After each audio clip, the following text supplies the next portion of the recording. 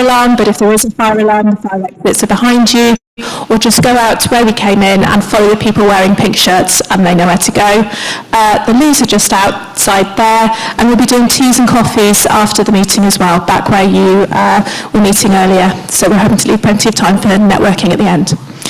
And now I'd like to introduce our chair, Johnson. Good afternoon, everyone, and welcome to our annual meeting. It's a great pleasure to see you all here. And there's a couple of things we think this is about. The first is it's for us to present to you how we think the Port of London has performed over the last year, and that's in delivering for all of those who use the port or are dependent on our services, and that's a very wide range of different parties.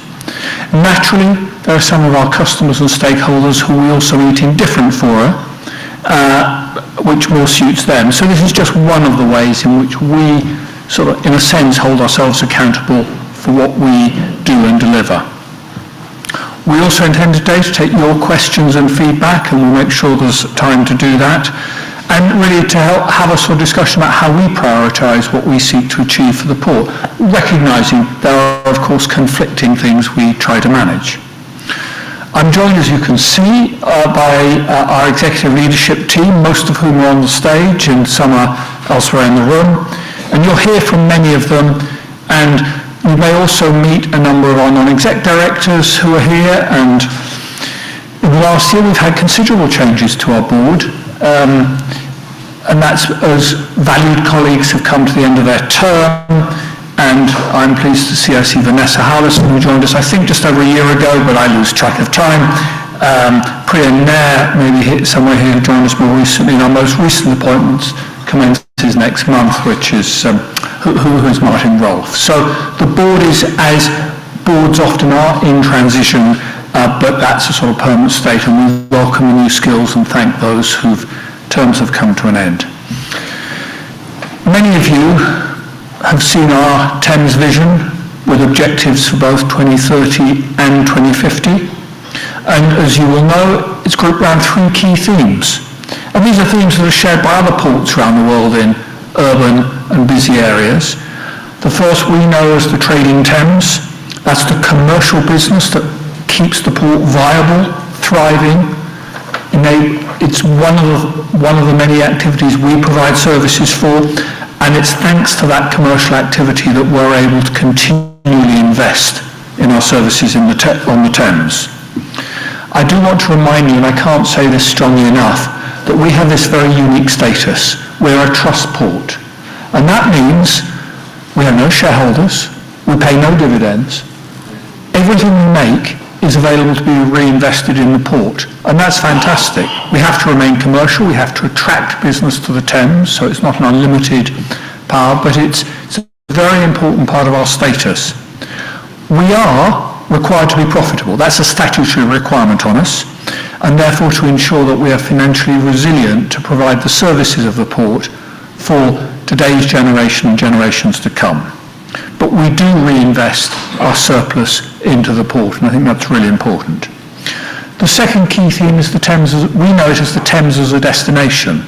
The spirit behind that is to reflect all the communities that we serve and who have an interest in the tidal Thames, whether it's for amenity, recreational, cultural value, and all the many other reasons why people value the Thames as part of London.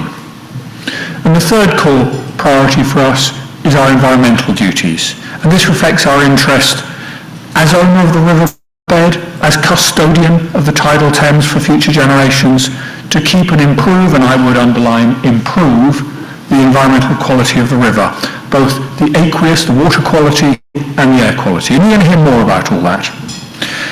Now, we have much to report on. Robin, who most of you will know, will lead off with an overview of our performance over the last year. He'll be followed by two colleagues who are new this year. You've heard from Sian calling us all to order very effectively. I was amazed how the room went silent as Sian stood up. I mean, you've got a real power there, Sian. And of course, Steve Lockwood, our new Chief Financial Officer. Following them will be James Stride, our new Chief Harbour Master, and Grace Rawnsley, our Director of Sustainability. Now, each of their we're very conscious of your time this afternoon. Each of those presentations will be no more than 10 minutes.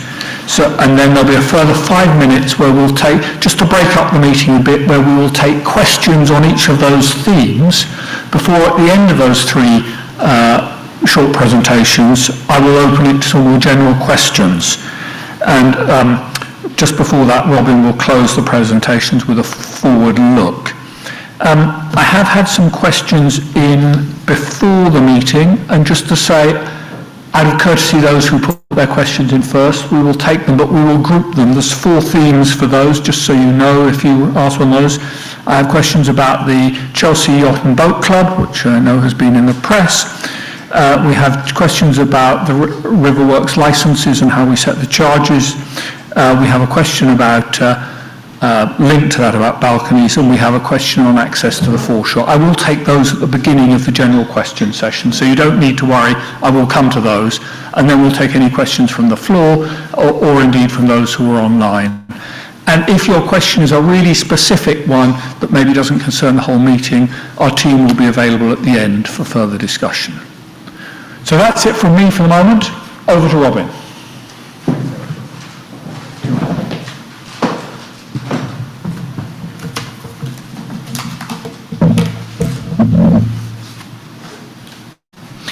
Thanks very much, Johnson, and a welcome from me as well. Very nice to see so many of you here. It's been good talking before the start of the meeting and just getting a sort of sense of the range of different people here from different organisations and different parts of the river.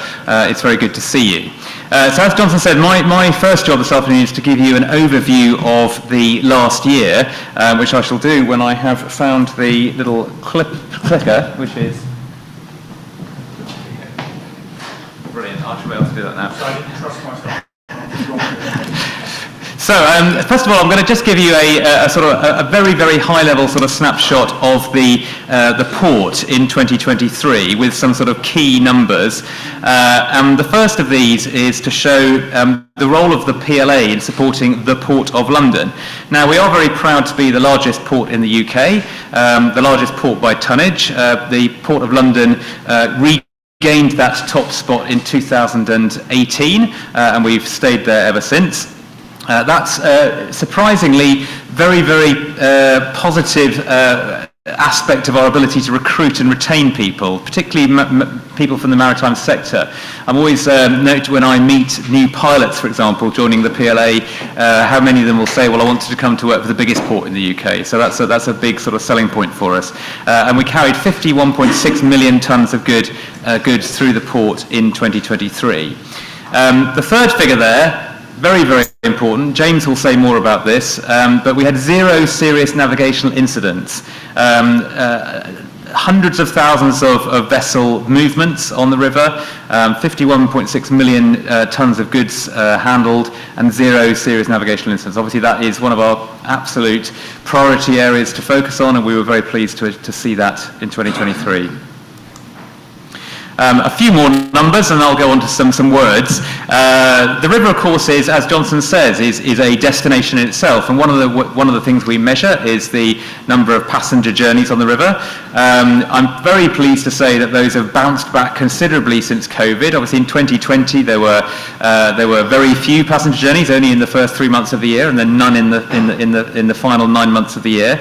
But we're back to 9 million passenger journeys in 2023.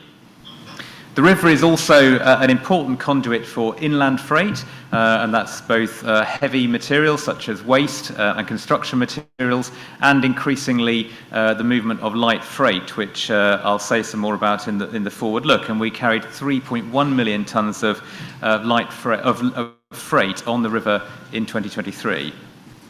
The PLA invests considerable amount. As you heard, we don't have shareholders, we reinvest, and last year we invested £6 million in capital investments, and Steve in his presentation will give you a bit more detail around the PLA's financial performance, which enables us to make those financial investments.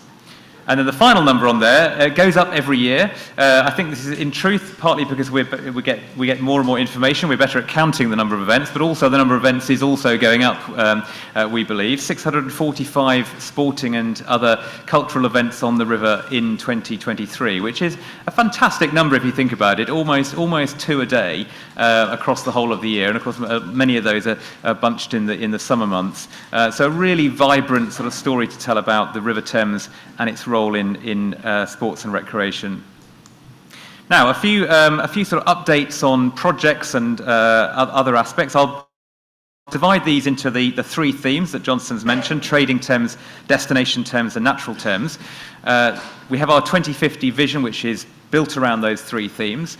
And then we have a 2030 action plan, because 2030 is about as far ahead as you can look, really, for actions. And so we've committed to a number of actions over that time frame. So just to give you a few updates under each theme.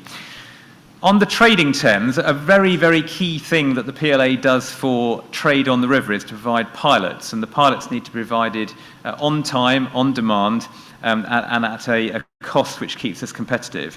And I'm very pleased to say that in 2023 we achieved a 99.6% reliability level, which is a significant improvement on previous years in our busiest ever year. So that was a good result.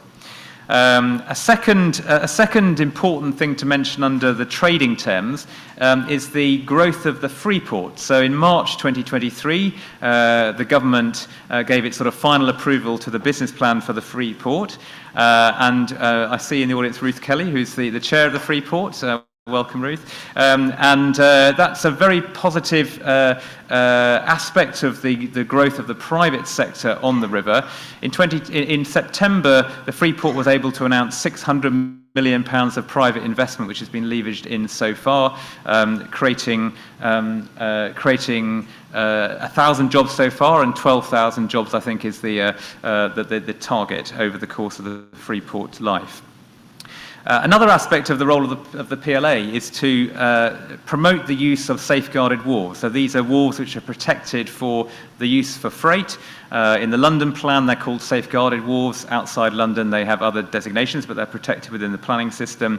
And we work very hard to bring those wharves into active use. I'm very pleased to say that in 2023 we saw 2 wharves reactivated, that's Plastow and Pins, and planning permission has actually been granted for Tunnel Wharf as well. So 3 wharves sort of in movement to get them back into active use. On the destination Thames side, one of the things which we're really keen to see is the River Thames acting as a joiner up of people, not a barrier to people. And we know that north-south transport in the capital is in some areas hindered, particularly in the eastern part of the river.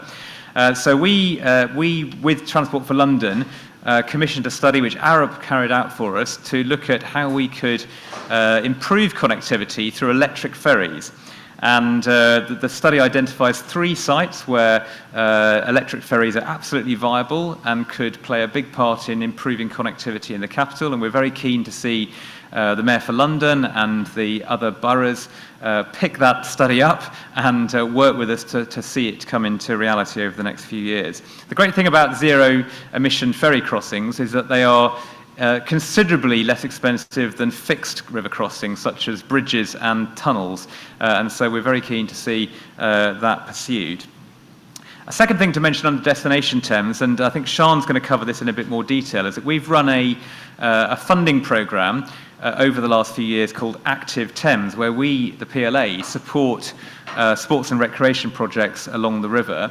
We granted £150,000 through that fund in 2023 to 23 projects in Kent, Essex and London.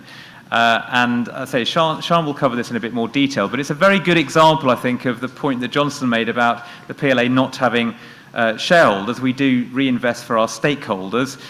It's much more than, if you like, corporate social responsibility that a listed or a private company would do. We see that as a core part of our business. Final slide from me, and then I think we've got some time for some questions. Then I'll hand over to Steve and Sian for the next segment. On the natural Thames side, we've been very active. So we published in June last year the Clean Thames Manifesto, where we worked with the water companies, in particular on the river, and other stakeholders, but particularly with the three water companies, that's Southern, Anglian and Thames, to get them to make commitments to meet the government's targets on reducing storm overflows into the tidal Thames sooner than the government has asked them to. And I won't say more on that because Grace is going to cover that, but we're very keen to be advocates for a clean river and to put pressure on those who are putting sewage and other forms of pollution into the river. Also, obviously linked to that, Tideway Tunnel, the £4 billion investment to clean up the river through intercepting the old Bazalgette sewers. Very pleased to say that the tunnel is now fully built. The PLA has been a major one of the regulators for that project, and the commissioning of the tunnel starts later this year, with it coming into full operation in 2025. There's a few remaining regulatory issues which we're working through at the moment, but the tunnel project is overall on track.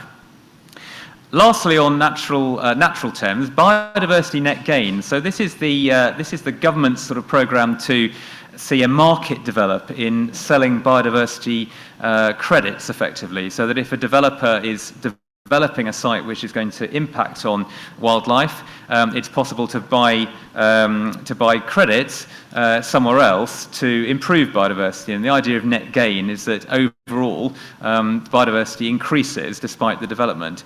The PLA has taken a lead on this in looking at where on the river we could see investment in the habitats to improve biodiversity, so we could sell into this market. And I think we're the first organisation in the UK to look at intertidal habitats, so we've very much taken a lead on that. Three final cross-cutting things which sort of don't fit within any of those themes neatly. One is master planning. James Trimmer, our Director of Planning and Development, has led this work with his team to develop an overview of the river, starting with the boroughs of Bexley, Newham, Tower Hamlets, and looking in detail at how we can best use the river and the riparian land. And really, this is, if you like, a sort of spatial, a geographic version of the Thames vision at a more detailed level.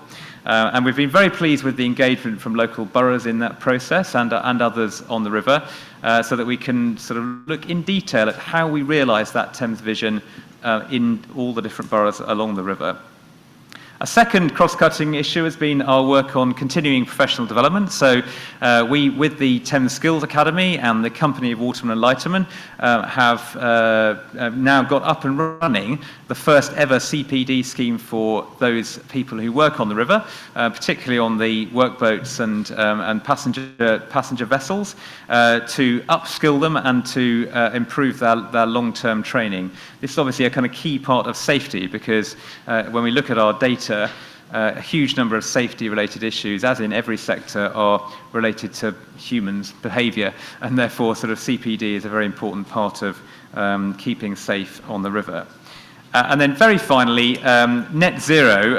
It's a big point to end on, but of course net zero does really kind of cut across absolutely everything we do, and we are both working very hard to reduce our own emissions to net zero. We've committed in the PLA to have net zero by 2040. We've actually achieved around 80% reduction already, particularly through switching fuel types, but also to work with the whole river community on net zero for the Port of London and for the tidal Thames. And again, I think Grace will cover that in a bit more detail. But we were very pleased earlier this year to publish our net zero river plan. That was what I wanted to cover by way of backward looking. As I say, you'll get me back later to talk about the forward looking stuff, but I think we're now going to do a short Q&A session on what I've covered, and then we'll go on to some other detail on some of those points.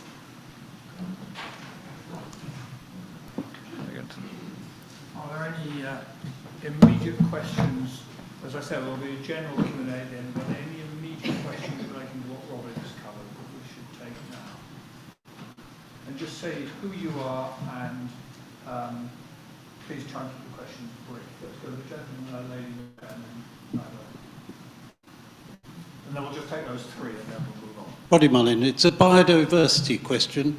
We noticed during COVID that 8 inches of silt came back on our foreshore at Chelsea Reach. This is important because it contains shellfish and other things that the birds, swans, ducks, geese, etc. like. When the COVID ended, the clippers removed all the silt, and it's affected the number of birds we have. We have very few, relatively, goslings, ducks, etc. now there because there is no silt. How interesting. Right. And I know there's been quite a lot of discussion about this just in the last few weeks. Grace, would you like to quickly deal with that one? Only quickly, because I want to get through a few questions. And we can pick up more afterwards as well. Yeah, I think it would be really interesting for us to maybe have a discussion with you about the exact location so that we can understand exactly what's happened there in terms of the silt removal. But I mean, biodiversity is a really key point for us, and we are, as part of the Biodiversity Net Gain, looking at what sorts of interventions we can do across the river to increase biodiversity. And that's looking at what we can do around the removal of, litter in various areas, what we can do around the creation of habitats that aren't so susceptible to, so for example, putting in different types of vegetation can potentially mitigate against some of that removal of silt. So we'd be really interested to understand a bit more about that particular spot. We have before and after photographs. Perfect. That would be great. Thank you. And I know we've had quite a lot of discussion about this question of wash from clippers and the like, and James may also say something about that. So, and perhaps we could pick that up with you afterwards as well. I'd like to see the photographs. Over here, lady over here. Hello, thank you. My name's Claire Burks. It's a question really about the master planning that Robin referred to. Was there anything out of that that forms a template for working with other boroughs in the future? Yes, absolutely. James may be able to sort of add to detail, but the idea is to sort of use, we use the first 3 of those boroughs as sort of prototypes and develop the process and the way of doing it, and it worked well, so we're now rolling that same process out across all 23 riparian boroughs. So the plan is to produce a master plan covering the whole of the tidal Thames. I'm really pleased with the progress that it's led by Jim, who's sitting at the back with Robin. Really pleased about the progress that's been made. I think 5 boroughs now, and it's enabling the river to have a voice in planning decisions that are taken away, as it were, outside of the river. So we will, as Robin says, cover the whole river. And Lady Barclay. Hi, my name is Dido Barclay from Thames Bank. Yeah, just following on from the last question, and it's about the master plan. The whole point that I understand with the master plan is that everyone is involved at the very early stages, and I'm not aware of any Thames stakeholders being involved in any of the scoping and scoping mechanism, which is where is the forward planning for all the river basin management plans that we are involved. And there used to be a stakeholder forum right the way along the Thames, and people were involved in every single plan that was going along. And I know quite a few people in the Thames Estuary area, they know nothing about this master plan. So, okay. So what I'd like to say is we do need to set up this river-based people along the Thames who can actually have a say what's needed along the Thames, because we're losing places, we're losing marinas, moorings, access, landing stages, and nobody's putting them back in. And the voice, as you've mentioned, has to come in somewhere. So in spirit, we're absolutely with you, because part of our master plan, the thinking behind it, is to make sure that decisions that are made by planners, we're not the statutory planners for the river, but that decisions that are made are informed, because they've got to be no regrets decisions. Once you've lost a marina, once you've lost a wharf, that's it. So it's very part. Whether we've got enough of the voice, Robin, do you want to address that, or is that for Sian? Yeah, I think I'd say certainly in the boroughs that we've already done the master plans for, if you like, we've had very good local engagement from lots of the stakeholders in those boroughs. But I think, Dada, you're also talking about this issue about sort of visitor moorings and access points. One of the things I was going to cover on my final slide is that we have a commitment in Thames Vision to look at safe access to the foreshore and safe access to the river. We are going to be doing some further work on that to deliver on that. And I think we will be very happy to set up a sort of stakeholder forum for that, which Sian is going to do. So specifically in relation to the point you raise. But you mentioned you've had all the local people around Bexley and what have you, but you need people along the Thames you need the wider Thames population to say what they need when in these areas. It's not just the local area. So what I'm saying is one local area affects the whole Thames. Dido, sorry, I'm appearing a spirit voice from the back of the audience. I'm more than happy to let you know, and indeed others know, anybody who wants to ask, to let you know when there's public consultation on each of the boroughs, which we're doing shortly for Greenwich and for Gravesham, 8 weeks over the summer.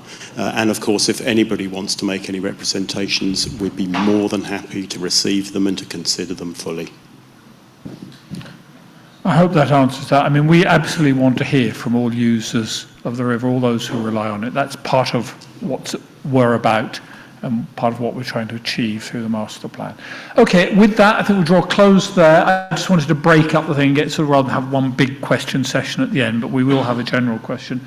Robin, I think we're going to Steve now. Would you like? Don't trust me with this.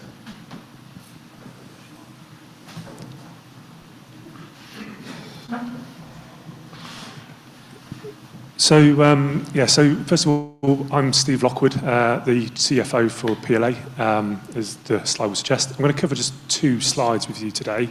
One is on a trade update to build on what Robin's already said. And second slide going a little bit into the financial performance of the PLA for 2023. Now, as Robin mentioned, we did see 51.6 million of tons of cargo in 2023, which saw us retain our status as the number 1 port in terms of cargo. This was actually a drop of 6% based on the 2022 volumes. Now, this was driven by 2 cargo types. The first cargo type is containers, where we saw a decline in demand of consumer goods, post the COVID era, but also, the cost of living crisis and the high inflation rates meant there was a low demand for consumer goods coming from afar. The second cargo type was around aggregates, where we saw about 10% decline in volume.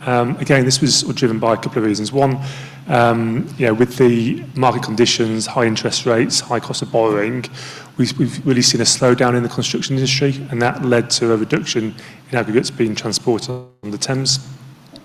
And then the second area is, we concluded, or we're nearing conclusion of the Tideway Tunnel project, where a lot of the materials were transported on the Thames. So we saw a drop-off of those volumes in 2023.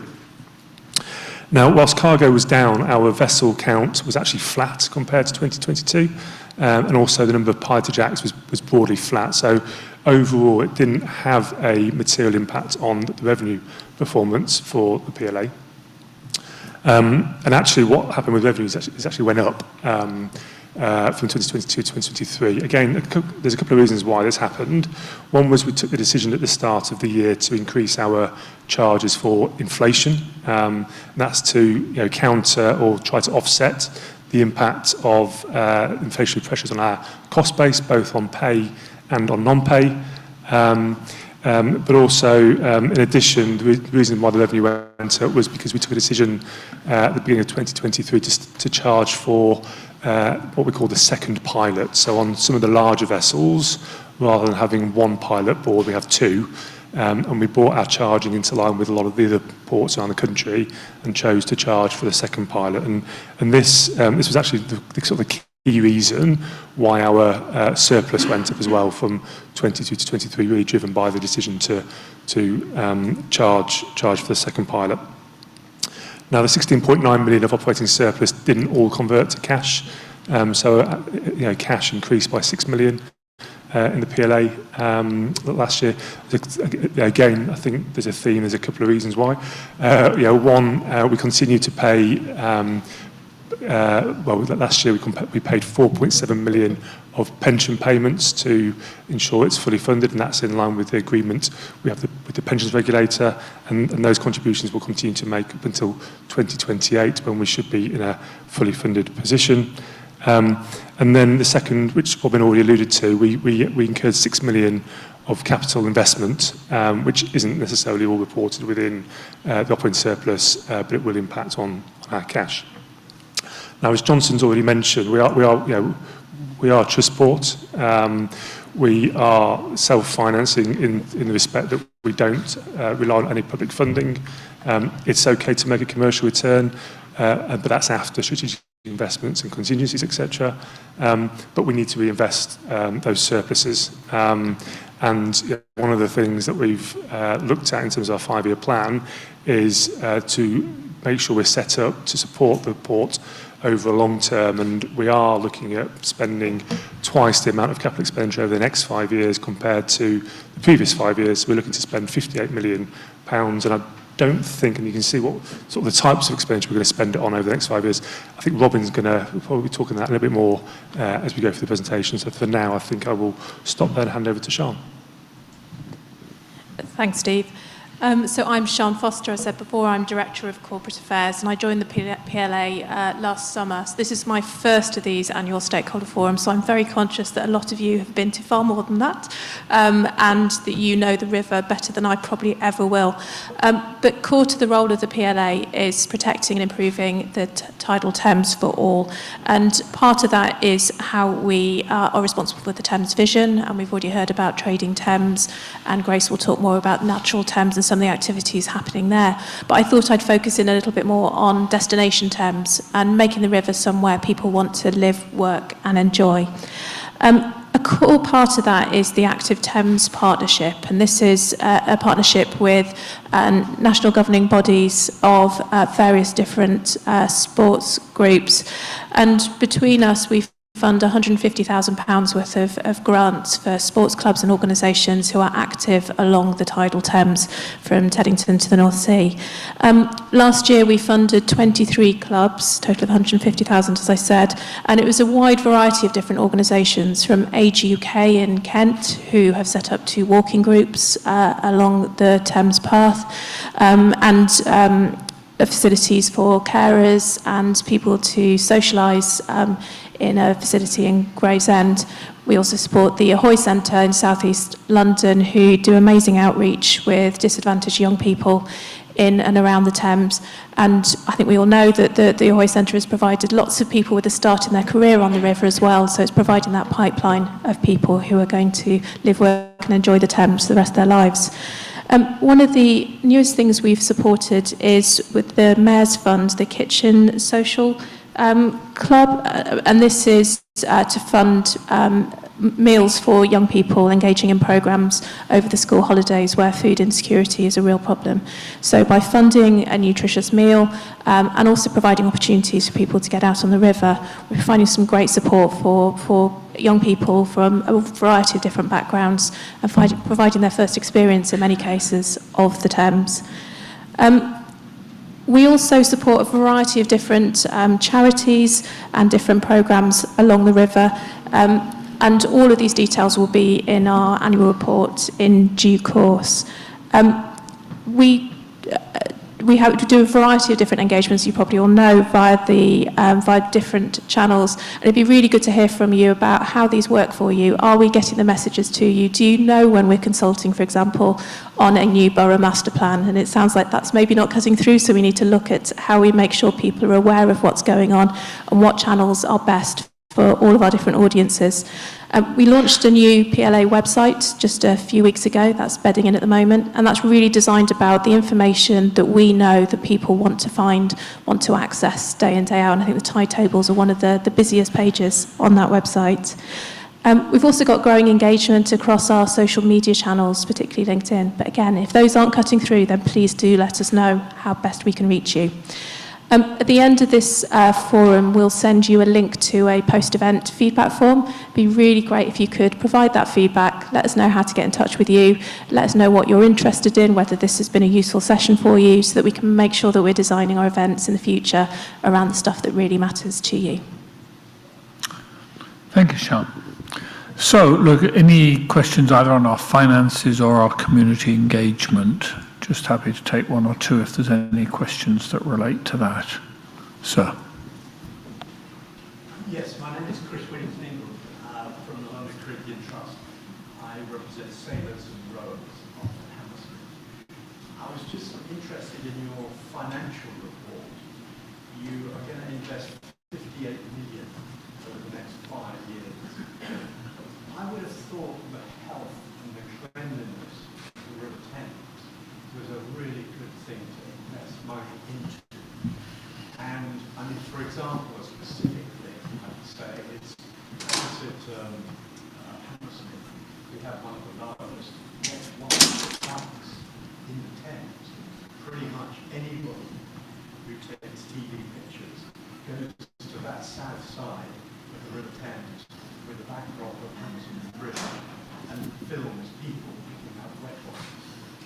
Surely capital investment is in the cleanliness of the river is a great thing. I mean, most people who are thinking of using the River Thames from a leisure think, oh, I'm not going to do that because it's so dirty. I don't want to cut you off, but we absolutely agree with your point. Surely capital investment, because you could not use some of that. Well, you will be pleased to know that one of the agreements we reached with Thames Water last year, and Grace is busy trying to hold them to account on this, is that we would co-fund. We have no legal obligations to do this, but we absolutely agree with you that that wet white mound near Hammersmith is unacceptable, and that is in progress. Robin or Grace may say a bit more about that. We've obviously been very active, as you heard from Robin, in our campaign to bring forward by 10 years the zero discharges from CSOs to the river. We're, as you also heard, we're a very important party in getting the Thames Tideway into operation. So all of that, we are massively in agreement. There's no disagreement with us, but can I just address your wet wipes and cleanliness of the river and then come back to any supplementary? Absolutely. It's actually just a little bit hot off the press. We've just received we commissioned an independent report to understand what the best solution was to deal with the wet wipe accumulations at Hammersmith in particular as a first stage. So that was a co-funded study with Thames Water that was done by an independent consultant. And in particular, we were testing, there was a bit of mythology about this kind of idea that if, you know, that you should leave them there, that they've kind of created their own habitats and there's things living in it, and that it would be better to leave them there. You might unearth a lot of contaminants and old sediment if you were to move them. But the independent report definitely suggested that the worst thing that we could do would be to leave them there. And that it came up with a kind of costed plan for how you might deal with some of those bigger accumulations. So our next step is to work with Thames Water to understand how we get that costed plan to be implemented. So it's something that we're really keen to kind of push forward on and drive for getting that particular spot as kind of a first stage cleared up as quickly as we can. Thanks very much. But my question really is about investment and how you returns investment, because investing, I mean, you're talking about 58 million over 5 years. I mean, that's a lot of money. Surely it's worth spending a fair bit of that on cleaning up. I think I don't wish to diminish the significance of 58 million, but we all know what is really needed is improvement in the network, that in the relief network, in the sewer network that discharges through CSOs. 58 million is a drop in the ocean in that bill, and it's not one for the port to. The port would struggle to justify that to its other stakeholders. That is an issue for Thames Water to invest in, and I can tell you, I think we're going to see on, I believe it's the 11th of July, we're going to see the 5-year plan for Thames Water, and I think we're all waiting to see how much is invested in cleaning the river. You shake your head. I understand the sort of slight scepticism that's inherent in that, But can we pick that one up separately with you? And because I really do need to take a few other questions, if that's okay. I'm going to take two other quick ones. Gentleman at the back here, and then come to the lady over here. Peter Finch, River Thames Society. Could I just ask Sean, I think there's some confusion on the recreational boaters side.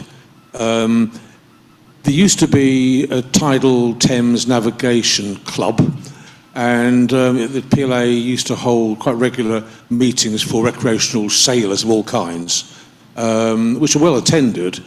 That now, is your strategy now to kind of subsume those separate meetings into the wider PLA consultation? Because your website, for example, there was a separate website for recreational boaters.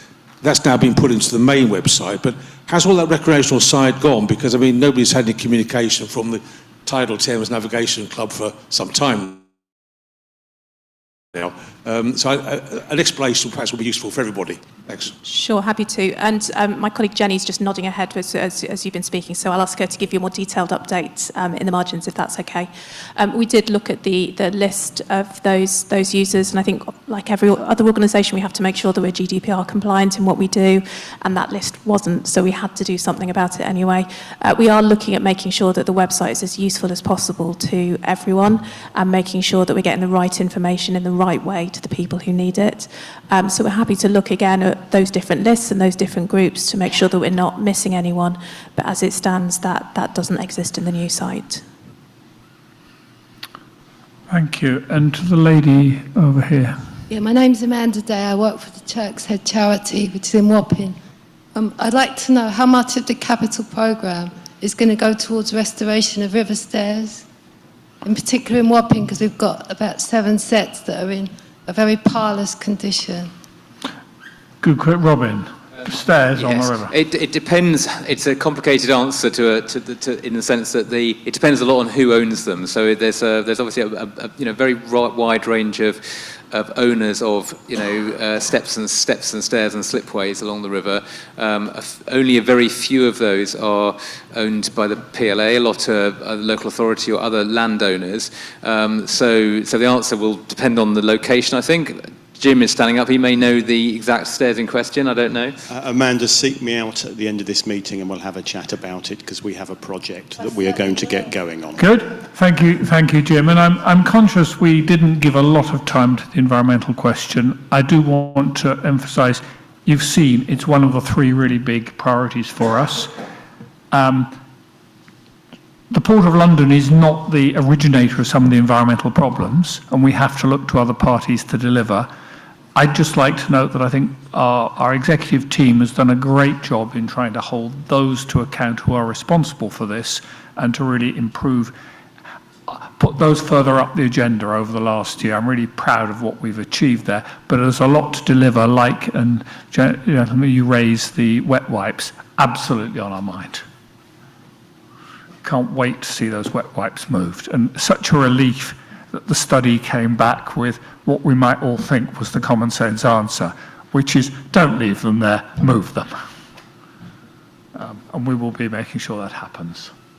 Let's go on to the third of our presentations, and that's over to James, as I said, our new Chief Harbour Master, and Grace, our first Director of Sustainability. Good afternoon, my name's James Stride, I'm the Chief Harbour Master. I joined the PLA back in November, having spent nearly 24 years at sea and then 8 years in commercial and marine shipping operations. The key bit for me here is ensuring that my team and I deliver that safe, compliant, reliable and efficient marine operation. So I was just going to cover a couple of things today. The first bit is on the navigational safety. Under the Port Marine Safety Code, we have to produce a marine safety plan. This is a 3-year plan. Our last plan finished on the 31st of December last year, and during that period it was fantastic to achieve an 87% reduction in serious incidents. That was achieved through hard work and also by all the stakeholders on the river who operate on the river. Probably one of the impressive bits was the 0 serious incidents in 2023. That does require, though, people submitting reports through when they see something that's unsafe or dangerous. And on the top of our PLA website, at pla.co.uk, there is ability to people to report in near misses or any incidents involving recreational vessels or any wash reports. And we do need that information coming through to allow the teams, the harbour masters teams, to investigate those sort of events. The new marine safety plan is now in force. We're looking at more leading indicators and proactive safety campaigns. Two that I'll call out. The first one is what's called Operation Clasp, and that's looking at enforcement of the passenger vessels on the river, and the team have done several trips out and campaigns so far in 2024 with more to come. And the second one is Safe Boarding Week. This is looking at everything from right up in Richmond Lock right out to the pilots boarding vessels out at the sunk or off the northeast bit to make sure that the means of boarding, be it from passenger vessels at Tower Bridge through to other means of getting onto the boats, are safe. And last year we did 200 inspections, and the campaign in March this year we did over 300, with over 80% being fully compliant with all the necessary legislation. And that will continue as we move through into next year and beyond. Looking more across the pilotage, Robin mentioned the 99.6% service level, so that's over 13,000 pilotage acts were conducted last year. That was quite I think quite a credible service level, and that's down to the hard work and close coordination, not just the team in the PLA, but also the agents and the ships involved, as well as the ports. So I'd like to keep that one going. We have talked about some of the future spend. One of the areas we're looking to do is to continue to grow our pilot community to achieve the necessary service level in the future based on the growth within the port. It takes about 5 years for a pilot from joining us as a trainee pilot to get fully competent to manoeuvre some of the largest ultra-large container ships that go into London Gateway. So we have to look quite far ahead to work out what our future service demand is. So the team there are working very hard. We recruited 10 trainee pilots last year, and we're looking to recruit 12 this year. So that's pretty much all I was going to say. I'll just repeat again, the only way we can maintain that safety, navigation safety on the river, is for people to report if they do see something. Do go onto the PLA website. I would caveat, though, if it is a life-saving issue, please do call 999. We have had at least one occasion so far since I've been in post where someone thought it was better to email in that there was something quite significant happening on the river rather than dial 999 and get the right emergency services in place. Thank you. Thank you, James, and a great performance from the team on last year on improving the pilotage and on safety, but never complacent. Grace, over to you. To my slide, thank you. My name is Grace Ronsley. I'm the Director of Sustainability for the Port of London. I joined about 18 months ago, so I'm a bit of a veteran on the stage, I think. So this is my second one of these.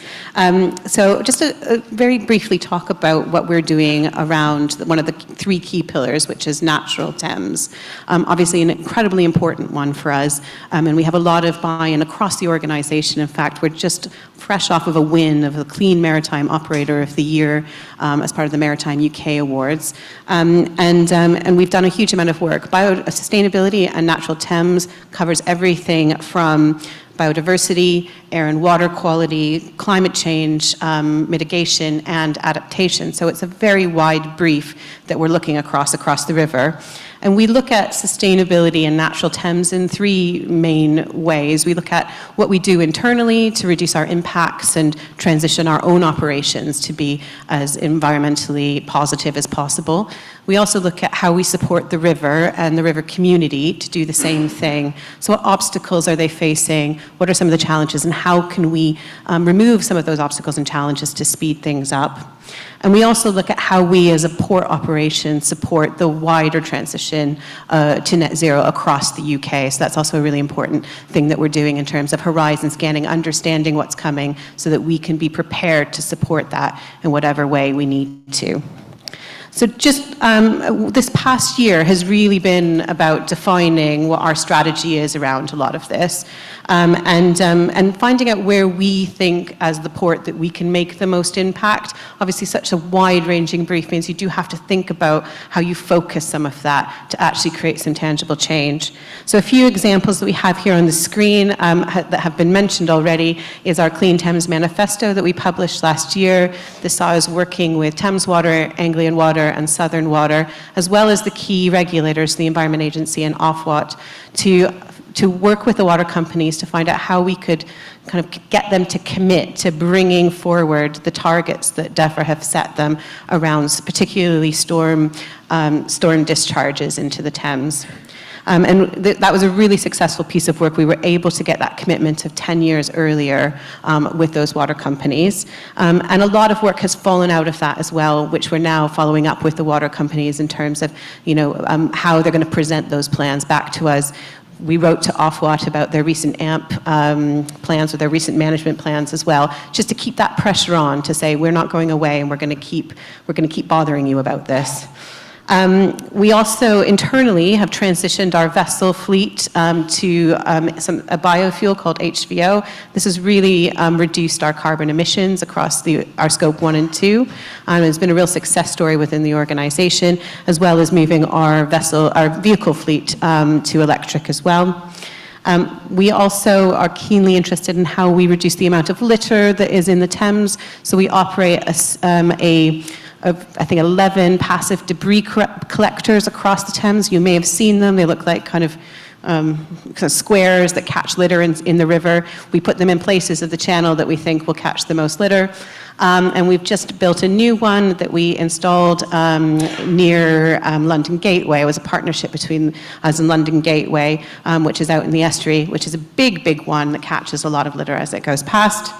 And then finally, we have also, as Robin mentioned, launched the Net Zero Coalition. And this is a coalition that brings together river operators and terminal operators to think about what some of the challenges are to decarbonising. And through that, we've launched our Net Zero River Plan, which really outlines the role of the PLA in supporting that transition across the river. And we've had fantastic engagement from the river community on that piece of work this year as we move forward into kind of mobilizing and implementing some of those outcomes that we need to achieve collectively. So that's all I was going to say. I will pass it over to Johnson to see if there's any questions. Thank you, Grace. So I hope you would agree both on the navigational safety of the port and on the environmental side. You've seen a lot of progress from the port this year. I can see there's a question coming here, and I'll take 2 or 3 questions if there are. Do go ahead, and then I'll come back to... Hi, it's Ralph Hardwick. This is really about the black water that may be coming from vessels on the Thames after July the 1st. It's illegal to do so. What steps is the PLA taking to ensure that the vessels operate on the Thames are not pumping out their sewage? Has any inspections been carried out of the vessels to see whether they comply, and whether or not the PLA has offered any facilities for discharging black water? Very topical question. Thank you, Ralph. And I think Robin's going to pick this one up. Thanks, Ralph. So yes, you're absolutely right that the general direction is due to come into force fairly shortly. So we are actually at the moment going through a procurement process to have pump out facilities provided underwritten by the PLA. So there'll be some investment, going back to the earlier question, in relation to addressing this by the PLA as well as the private sector operator. I think it's fair to say that the facilities which we would have hoped to have been in place before now haven't been brought forward by the market in the way that we believed they would be. So we've now gone through the procurement process to ensure that happens. So that's one thing that we're doing. We're also working with, obviously, as you'd expect, with the river operators to ensure that they're clear about their obligations and are making their own investments in their vessels. In some cases, there are modifications needed to vessels, which will need to be done over the course of the next period. So it's very much sort of on our priority list at the moment to ensure that that happens. Now, of course, it's a very, very small proportion of the sewage in the river is from vessels, but it's nevertheless it's the bit that the PLA has got most direct influence over. So it's very high on our priority list.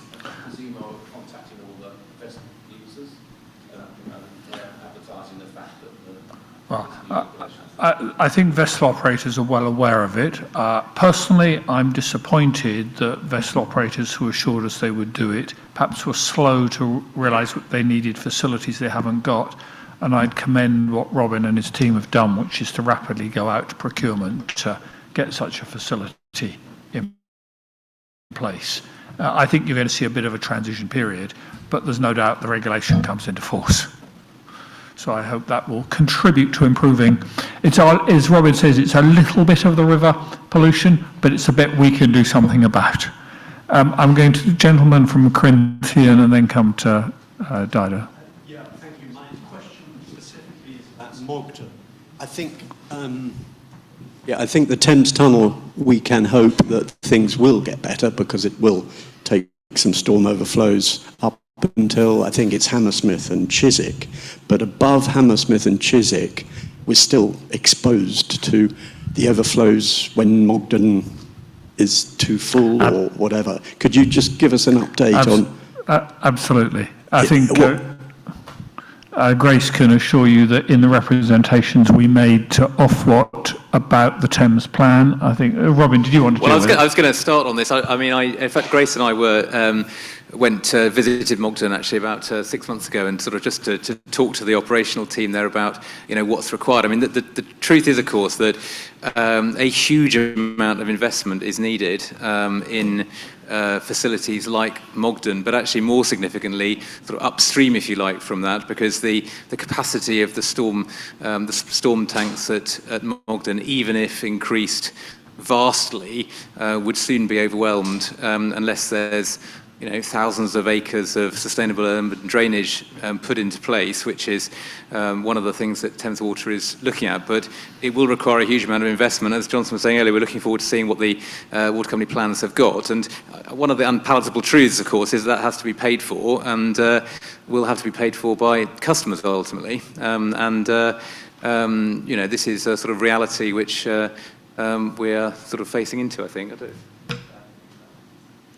I think we can probably claim to have done quite a bit to highlight that great as the tunnel is, the Tideway Tunnel, there's that part upstream which is not covered by it. And certainly we've been loud and noisy on that with relevant government departments and regulators and Thames. So very much we share your interest there. Dido, if I can take your question.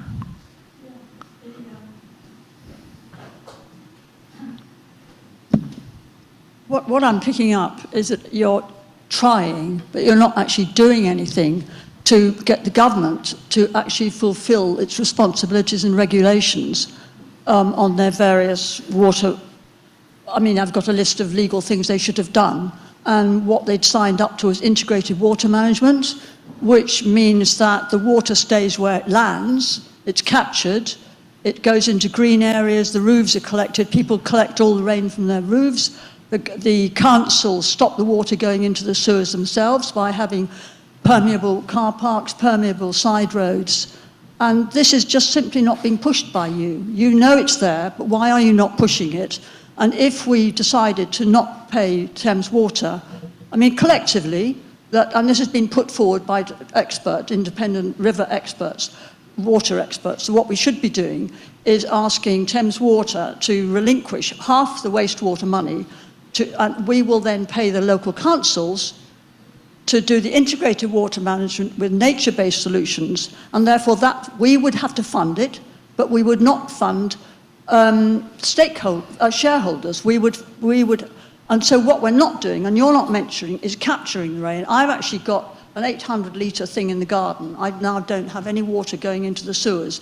Now, if everyone did that, and if 10% of all the road and the pavements and the car parks and the children's playgrounds, 10% every year, were put over to porous playgrounds, we would stop the water going into the sewers. And therefore, we would immediately reduce the sewage being pushed into the river. But you're not mentioning that. You must know about it. And why are you not mentioning it? Because I don't believe a word you say unless you say, yes, we will push the government into integrated water management, and that is what the PLA's manifesto has to be about.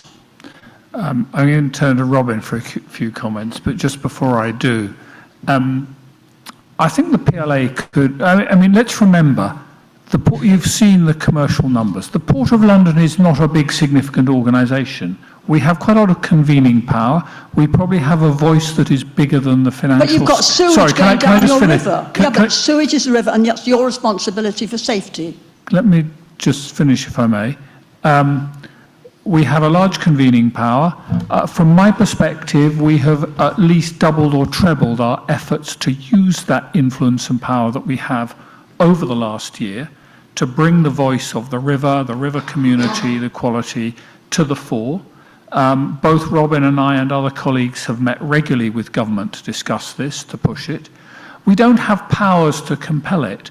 And while I personally, and I think we all personally, have massive sympathy with the need to stop, go back to source and stop rainwater getting into sewers, stop groundwater getting into sewers, stop road runoff getting into sewers. Those are the three bits that need to be tackled.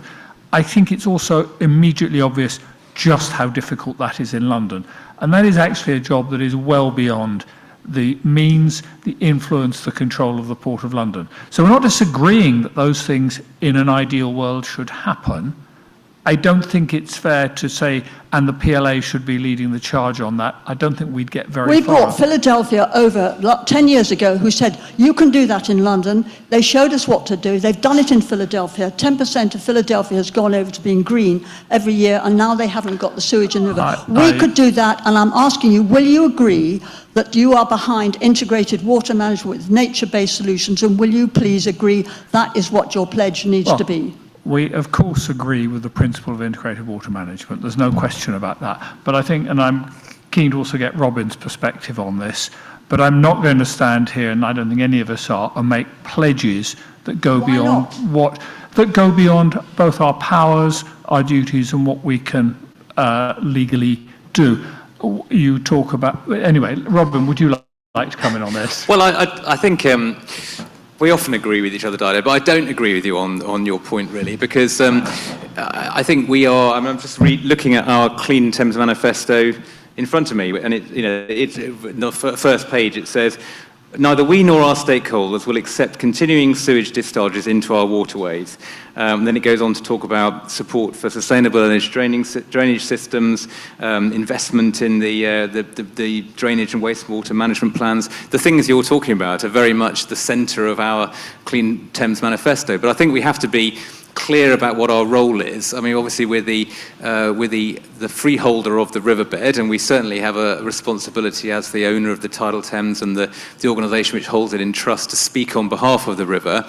But our powers and our investment potential are extremely limited in this space compared to the environmental regulator, i.e. the Environment Agency, the water companies, which make most of the investments, DEFRA, which sets the policy framework, and Ofwat, which regulates the water companies. And so, yes, of course, we must speak into that, that space on behalf of the Thames, but our roles and resources is necessarily limited, I'd say. But you're accountable to the stakeholders, and we, the stakeholders, want to have no sewage in the river. So we are the voice, and you are this voice. If you got a vote from all the stakeholders to stop the sewage coming to the river with integrated water management, that would be your voice. You don't have to do it from the board. It just is what the stakeholders have required you to do. I think we can come back to this in the general Q&A, but all I will say, I mean, I am personally immensely proud of what the PLA has done to raise this agenda.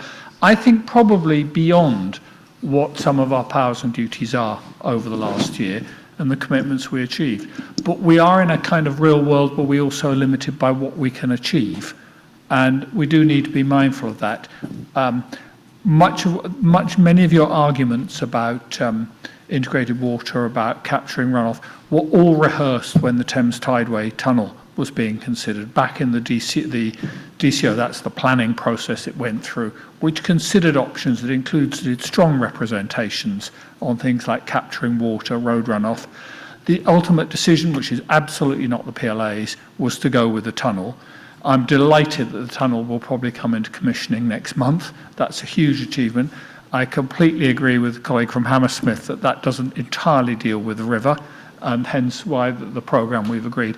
I think we'll move on, if we may, from that, but we're very happy to come back to it either later in the meeting or in the end. Shall I take one? Is it a quick question?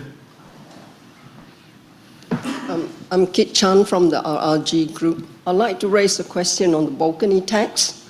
Sorry, I didn't hear the question. Raise the question of? On the balcony tax. Oh, the balconies, right. Or under the Riverworks license. I've looked at the PLA's 2024 charges. They're very thorough, minute, what they charge, how they calculate the tonnage charge, the pilotage charge, and all that. But I cannot find anywhere how they calculate the balcony charges. Okay, so let me just explain, and Robin, is Steve or Robin going to have Steve? So just before I hand over to Steve, you may know that if you have any structure that comes across the river wall, comes across onto the space of the river, there is a charge for it, and that comes under, it may sound a bit quaint, but it comes under the Riverworks license, even if it's a permanent structure. Steve, do you want to just address the question? Yeah, sure. We have thousands of licenses across the river, and they're all individual. I think there's probably sort of one key principle, which is around a license is charged based upon the size, the location, and the use. And I think history tells me people like yourself may have then prodded further in terms of how have we arrived at a price for a particular license, taking those three factors into account. And I think we then look at comparable evidence, which dates back years to say, well, if a balcony has been charged X, and we've got a record of charging those prices for balconies over many years, we tend to rely upon that in terms of comparable evidence. What I think is probably happening coming in quite fresh is, because that happened many years ago when people have changed roles, I sort of sense we've lost connection with how we first arrived at those comparable charges, and therefore, in terms of this topic specifically on the balconies, I think what I'd be sort of recommending is maybe we try and convene a working group with some of the owners to maybe just go back to basics around how we would value individual balconies and just try and reach a alignment, because I suspect, and from correspondence I've had over the last 12 months to being in post, you're not the first person that's raised the issue of balcony charging. I see. Because I just thought that all the charges you laid out is very objective, it's clear, and then there's nothing about the balcony charges, it's quite subjective. And I know that there are a lot of residents who are in discussions, and they're not very happy about being asked to pay the balcony charges. They're not happy about the quantum, the size of it, because it's to be so many percent more than the London Eye, for example. And I'm sure you know there are some individuals that's been writing in, and I think, being a little bit dramatic and watching Ellen Bates against the post office, I mean, what do you think if this gentleman and other residents then bring a claim against the PLA because they don't like the fact that the charges are too high, they think it's exorbitant, they feel that it's not justified? I think if I can just intervene, and we should, Steve is going to convene a working group on balconies. For those not aware of it, I mean, this is a bit like all property taxes. It's a bit like the question of rates. The charge for the balconies is a charge for having private use over the space of the river. It varies. It's basically related to your property value. So, of course, it varies, depends whether the apartment in question or the balcony in question is at Wapping or at Chelsea or wherever it is on the river. So it varies with the property value. It also varies because in some cases, builders, house builders, have chosen to pay a commuted sum up front in relation to the balcony right. In some cases, it's an annual charge. I believe there are some where freeholders pay it and some where individual owners. I suggest it's probably too complex to continue in this meeting, but maybe, Steve, you could pick up afterwards, because I know you're going to convene this group. And once you've sorted this out, Steve, perhaps you'd like to take on sorting out the council tax regime in the UK. I think it's worth probably saying if there are other people in the room that have got a similar concern, maybe if you can reach out to me after the meeting, just so I can get your names and to convene the group. Right, last question, then I'm going to come to Robin to sum up, and then we'll do some more questions if there are any. Keeping an eye on the clock, because I know many of you are on time schedules. Peter Finch, River Thames Society.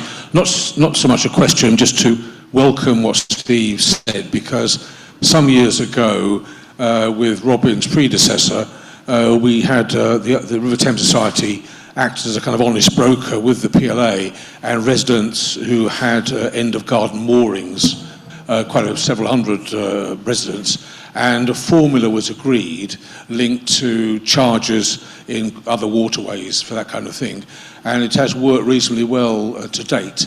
So there is a precedent for that kind of consultation and an agreement with the stakeholders involved and the PLA. Just to say to Sean, also part of the agreement was that agreement should be accessible through the website. It may be, I think that's probably slipped out somewhere, so we could talk about that perhaps as well. Thank you. Very happy to be. Of course, when you bring in a new website, you go through some learning of what has slipped off it, and I'm sure Sean will be picking that one up. Thank you for a precedent, albeit it's a small number compared to the balconies, but thank you for a precedent that we may be able to draw on. We absolutely understand. I hope you've heard we are going to engage in it. Of course, no one wants to pay this charge for their balcony, so we just do have to remember it's not a charge anyone wants to pay. It is something the PLA not only has a right but a duty to collect, because we have a duty to get people to pay. We have a duty to be a commercial organisation, but we also want to be a fair one. I think with that, Robin, why don't you give your forward look, and then we'll come back to any last questions I haven't picked up. Thanks, Johnson. I'll try and sort of rattle through these quite quickly because I'm sort of conscious of time, but I've got a couple of slides just sort of forward-looking, again in the themes of the Thames Vision and picking up a couple of points for each. So under the trading side, the economic side, big things this year include, firstly, the opening of London Gateway Berth 4. So London Gateway, owned by Dubai Ports, so the largest container terminal on the Thames, carrying 2 million containers currently. It's essentially half built, so it's got 3 berths open, but it's got space for 6, and berth 4 opens this year, so that will significantly increase the capacity of that major terminal. A second area we're really focusing on is the light freight market. As I mentioned earlier, there's a lot of bulk materials carried on barges on the river, but we've seen a number of trials and one regular service running from Putney to London Bridge with DHL and Thames Clippers. We're very keen to see that market develop further, and we're working closely with some of the major logistics companies, looking at what infrastructure and vessels are needed to make that happen. On the destination Thames, so moving across to the right, as I said earlier, one of our commitments, which we haven't yet made progress on, frankly, we've given ourselves an amber in our traffic light system on this, is safe access to the foreshore. So looking at how we sort of facilitate access to the foreshore with people having the information they need to keep safe. We don't want unfettered access to the foreshore because we do sadly see a number of people getting into difficulties with the tidal conditions. So we need to kind of always keep that in mind. But we're going to look at how we can make that happen in a safe and organised way. A second aspect is around the investment in the passenger piers. Transport for London, as you will no doubt be aware, has significant financial challenges, particularly on its sort of capital investment programme. And so we've been working with TfL on how they can come up with more sustainable funding models for the passenger piers in central London. And they're currently out to market on two of the piers, Festival and Greenwich, looking at developers who've got an interest in coming forward with ideas of how you could develop those piers, make them more commercially viable, and potentially more kind of iconic destinations. If you look around the world, there are some fantastic piers around the world which attract people to the waterways. So they've started with those two. So we're keen to see progress on that. On the natural Thames side, I won't say much more about Clean Thames Plan. We've already talked about that quite a lot, but I think the key word there is delivery. We've got the plan, we now need to deliver on it and the commitments in it. We're also due to refresh our air quality strategy. So the PLA was the first port in the UK to publish an air quality strategy, and we're updating that this year, focusing on all river-based emissions and all aspects of air quality, whether it's NOx and SOx or particulates and all the other air quality pollutants. And finally, on the cross-cutting side, we're rolling out further progress on the Thames Master Plan with 5 more boroughs this year, another 5 next year. And on the net zero side, as I said earlier, we've published our river plan, and again, we're into the sort of delivery phase. So all of those 2 documents definitely can be found on the website if you want to see the detail of those actions. Finally, we talked a bit about investments. The PLA has got a bigger sort of investment pipeline than it's had for a number of years. I should perhaps just explain to the gentleman there, I suppose in our way we've thought about this, we've been focusing on particularly on our sort of own capital investments when we use the word investment. There is a lot of other spending which is beyond the PLA, and we've talked about some of those things, whether it's related to the Clean River or investing in sports and recreation and grant programs. These are sort of operational capital investments. And just a few examples on the pictures there. We've got a big replacement program for our radar sites. Obviously, radar is sort of essential navigational aid. We've got 11 principal radar sites. Technology has moved on, and we've got to upgrade a lot of those facilities, so that's a big plan. The picture of the building there is our port control centre, as it will look like when it opens in its newly refurbished state in 2026. We're both investing in the building, and also we're procuring a new VTS system from a company called Kongsberg to have a sort of state-of-the-art vessel traffic service. So that's our biggest single investment. The picture of the four gentlemen there, they are mostly gentlemen pilots. There are master mariners around the world, and 98% men. We do our best to have some diversity, but it's quite challenging within that pool that we recruit from. We're continuing to invest in our people, and recruiting trainee pilots is one aspect of that, as well as other skilled professionals into the PLA. And then last but not least, on the far right of the picture, obviously we love boats. We have quite a few, and we're always upgrading our fleet as required by a sort of normal vessel replacement cycle. This year we have a pilot boat in procurement. We're also about to go to the board with a proposal for a new oil salvage vessel called Tosca. So that's another upgrade vessel, 30 years old, needs replacing. So it's a big program, and we put that up really because I should just perhaps finish by explaining, a number of you have come to quite a few of these meetings. Normally we have the annual report and accounts for you to sort of look at and take away and quiz us over usually sort of points of detail that we haven't planned for in the Q&A. The reason you don't have that is because we have a general election, and PERDA has been called, and our annual report and account has to be laid before Parliament, and we are not allowed to publish it and give it to anybody else until it's gone to Parliament. And so unfortunately we're waiting for that, and as soon as it's been laid before Parliament, we will publish it in the normal way. But these investments obviously are sort of key part of what's set out in the annual report and accounts. So I realise, and I'm sure you will all realise, we have to satisfy a wide range of stakeholders, and I doubt if we ever completely satisfy everyone, but our aim is to do our very best across the whole range of people who depend on the river, who have their business, their livelihoods, their recreation, their activity based on the river, or live along the river. And I hope you will at least conclude out of this that we are ambitious of what we want, about what we want to deliver for the river. Very, very important to us is the safety of the river for all users. And Sian wants... Just, we've got quite a number of people watching online, and they've made a couple of comments and asked a question, so I didn't want to forget about them. Fine. So, look, I'll close my comments there. I will take a couple of questions, and perhaps to be fair to people online, would you like to pose a couple of the online ones? So, comment from Jason Debney that the PLA's met with 3 joint Thames strategies to talk about their master plan and ensure at an early stage that the refresh of the 3 Thames strategies dovetails with the PLA master plans, and they welcomed this early dialogue. Diana Roth from the Towpath Group said it was great to hear that there's a plan for steps and stairs.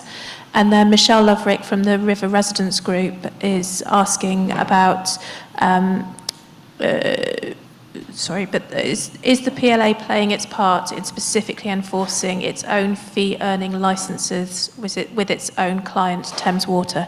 We may want to take that one offline to respond. I'm sure, I think the answer to that is clearly yes. I mean, there's no reason why we wouldn't have Thames Water pay charges that it is legal. They are contractually or legally due to pay us for use of our facilities. And I look to Steve there to take that away and just check, but I'm sure we are absolutely enforcing it. There's no reason why we would let up on that. Any remaining questions in the room? Oh my God, right. I'm going to ask you to hold yours and ask us, because we've had several questions from you. I'm going to take questions from people who haven't asked a question, and I've got 3 here. I'm going to start with the lady here, the gentleman over there, and the lady there, and then we will close. You're very welcome to tea and coffee and to ask us other questions. Okay. If I can just ask you to keep them brief. Oh, yes. Sheila Keeble from the Greenwich Society. As you're aware, one of our principal interests is in cruise ships. We're now equally worried about what comes out of their blackwater tanks as out of their funnels, but I am going to ask you, because I have been a regular attender at these things for several years now, unlike many of you, why are we no further forward with a shore power system for our cruise ships parked up by Waitrose, poisoning people living in flats? I think we are well aware of the question and very sympathetic to it. I think there's a pretty straightforward answer, which may not satisfy you, but at least... Well, I suppose I have to first sort of slightly take issue with the poisoning point, in the sense I know we've talked about this quite a bit. We've got, we publish data, it's available on our website. We've assessed the air quality impacts of the cruise ships. We, as we've talked about before, the cruise ships in themselves are not causing any exceedances of the WHO guidelines, although around the road network in Greenwich we know there are significant air quality issues. So, we just need to make sure that those facts are sort of out there. But the shore power issue is very difficult at Greenwich because, as you know, it's a midstream mooring. We had a study which looked at the cost of shore power. The number of vessels calling there would make it impossible to, in any way, sort of make that pay for itself. We do, though, have interest from an operator or provider for a sort of floating solution, which I think has come back to us fairly recently, hasn't it, which we're looking at. So, if there's a more cost-effective approach to providing electricity, then obviously we will absolutely go for it. But the viability of sort of traditional shore power on that site is very difficult. And we'd agree with you, that's a great shame. But as I understand, it's several tens of millions to install shore power, which would enable the 20 or so cruise ships that come in during a year to Greenwich to shut down their engines. And sadly for Greenwich, there may be better places to deploy that money on shore power. But we're with you in spirit, and we'll come back when we've looked at this other option. Would it be worth considering a moratorium on cruise ships until you have a solution to the problem? Because they bring no benefit to Greenwich. I think if the evidence had shown that the cruise ships were causing an exceedance of the WHO guidelines, then it would have been a very different conversation we'd be having. But as I say, the data is all there, it's on the website, and we wouldn't see a sort of strong public health case for that. Better move on in spirit of time, because I see some people having to leave. Gentleman here. Thank you. My name is Michael Daniels, and I'm picking up on Lady Dido's point, which I think was a very good one, about sustainable urban drainage and porous surfaces. I'm wondering whether this is a conversation which can be picked up as part of the master plan with the various riparian boroughs, given that it's the developments within those riparian boroughs which are causing the overflow into the Thames, and it would be so easy to apply porous surfaces instead of solid ones? It's a great question. I would hope planning authorities are already thinking porous surfaces rather than tarmacked or sealed surfaces, but your point's well made. I can see Jim at the background, who leads our master planning, has picked that one up, and there's no cost to us to make that representation. I can't promise you what effect we will have, but we'll certainly pick that up. Thank you. And then lady here. My name's Jenny Graham. I live on a Chelsea houseboat. At what point can the PLA enforce the terms of a riverworks licence on our mooring operator who he refuses new licences to residents there in favour of putting his own boats in and renting them out?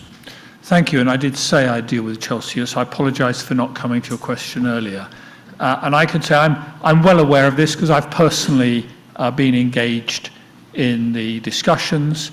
There are two types of discussions ongoing. There is an enforcement discussion, which I'm not going to address because it's a legal matter. Again, colleagues are dealing with that. And you're right, we grant a so for those who are not aware of it, in the Chelsea Yacht Boat Club, as with other houses, we grant a license to the operator who would like to see a longer lease. We are dismayed by the, what should I call it, state of relationships between the houseboat owners and the Chelsea Yacht and Boat Club. I don't wish to say that it's all on one side or the other.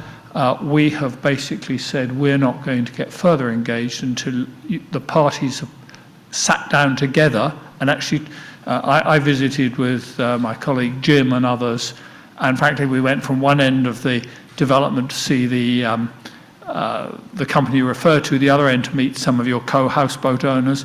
We have said it's about time you actually sat down with a mediator and tried to get to a solution that was a joint solution to the issues you raise, and at that point we would re-engage. No. Both parties have said to me, such different things that there doesn't seem to be a place to meet in the middle. We want to stay there. We want to keep the character of the boats.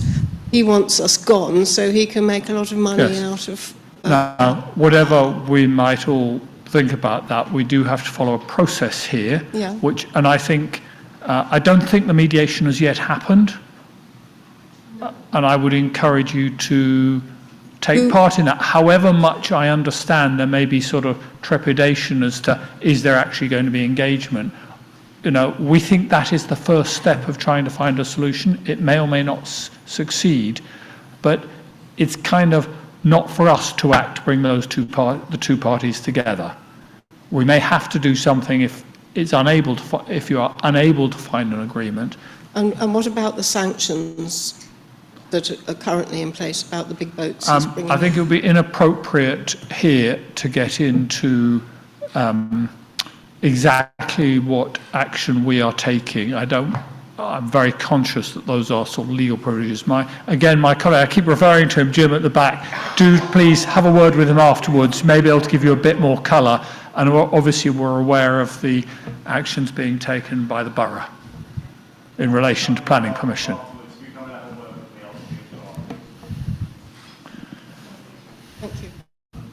Thank you all.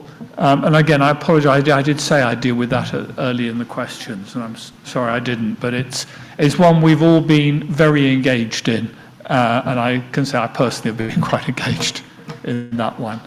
So I think with that, let me bring the formal proceedings to a close. Thank you all for attending.